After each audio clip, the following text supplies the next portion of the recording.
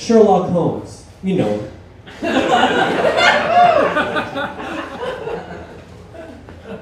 When Sherlock Holmes meets you for the first time, he will make impressive, on-the-spot deductions about you to your face, whether you want that or not.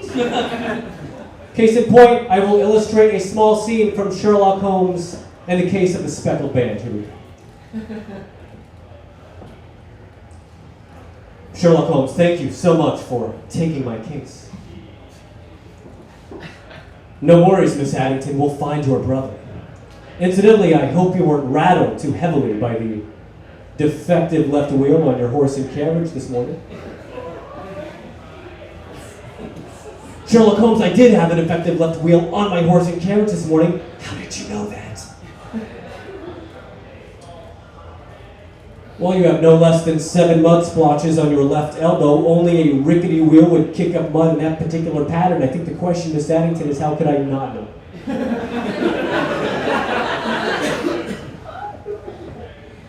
Sherlock Holmes is a douchebag.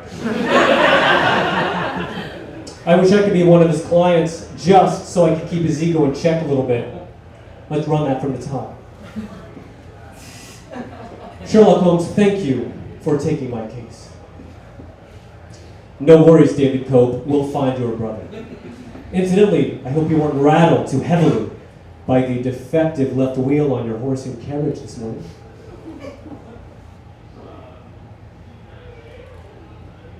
I'm fine.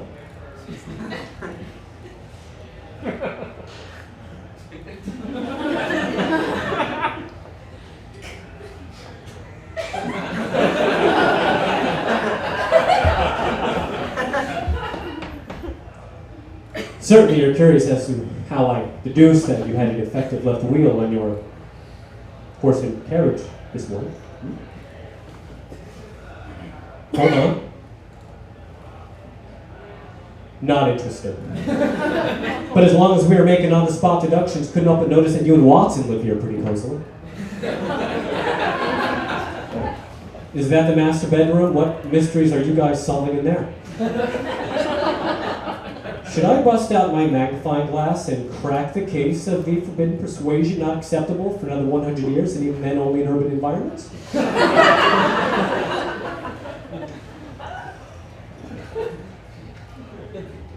Cormac McCarthy, author. Who's heard of him? Yeah.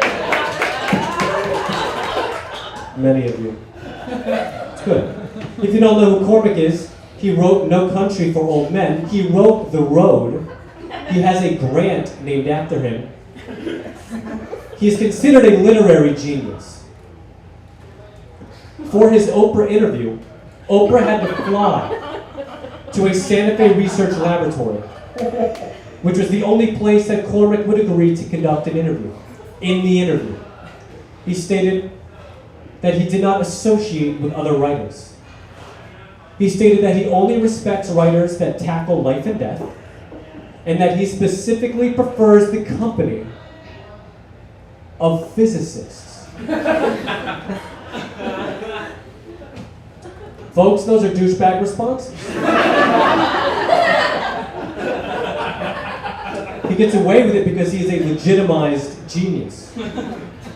I sure hope I become a legitimized genius stand-up because I have pre-written douchebag responses locked and loaded. Let's run them.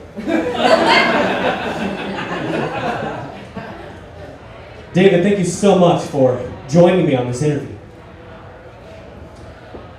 No worries, Oprah. Thank you for braving the jungle safari / cave spelunking adventure to find the map that led you to my office. Here under Stonehenge. David, how did you know that you were meant to be a stand-up? Oprah, that's like asking Aurora Borealis how it knew it was meant to be several times more awesome than a rainbow. It didn't know, it just was.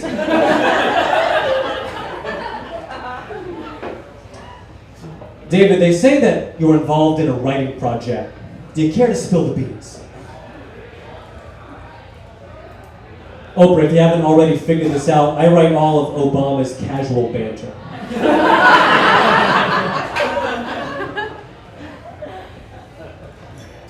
Listen, David, this has been a fabulous interview. Why don't you join me and the crew downtown for some lunch?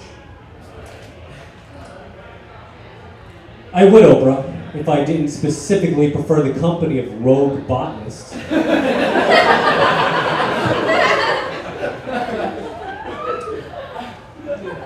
I am producing a series of Mad Libs that can only be played by Ivy League English majors.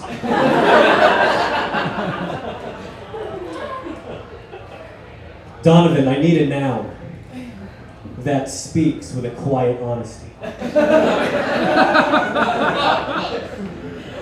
Donovan, I need a verb that won't succumb to the cheap thrills of alliteration. Donovan, I need an adjective that describes its subject the same way moonlight describes a hidden pond.